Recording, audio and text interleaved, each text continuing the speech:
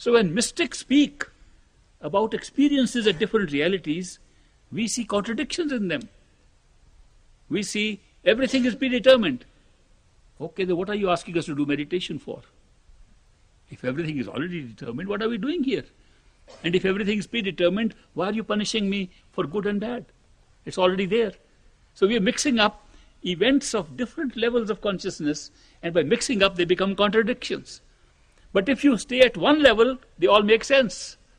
That is why it's very important to understand the language of mystics, including in their scriptures, including in the writings and talks that they give us, to remember that they have made comments about certain other levels of consciousness, which are not to be intermingled with the laws of this consciousness, nor can the laws of this consciousness be applied to that. They are all different. And during our trip to Taos, if you like, I can describe in greater detail the laws of each one of these levels.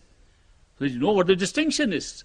And you know what the distinction is in the kind of being that we are here with a physical body, and the being we are here without a physical body, and the being we are here with no body at all, and the being we are here with spirit alone.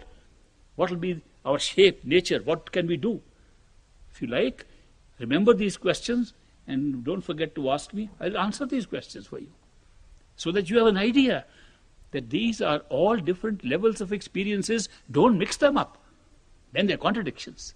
The philosophers have made mistakes sometimes in trying to say, what is it? Is it grace of the Master that gives us progress? Is it our own effort that gives us progress? Do we have to make an effort on this path? It's supposed to be effortless. Just depend on the grace. And we argue on the polarity of grace and effort, and suddenly go to a higher level and find they were the same thing.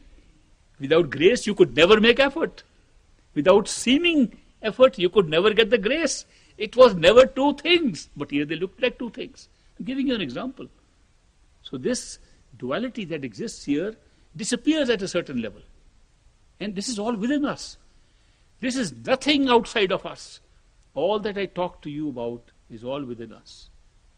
Nothing is outside. Even a perfect living Master that we come across in this physical world is within us.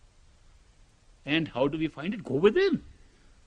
The truth of the matter is that the spiritual path is a path of going within and within and within.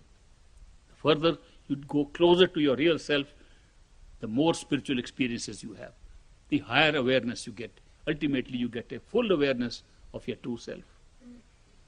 Therefore, I agree with Bulle Shah that really it's a question of transferring your attention from an externalized, projected life, projected world, to the projector, to going inside. Instead of looking at experience as life, looking at the experiencer from where life is being created. That's the main difference.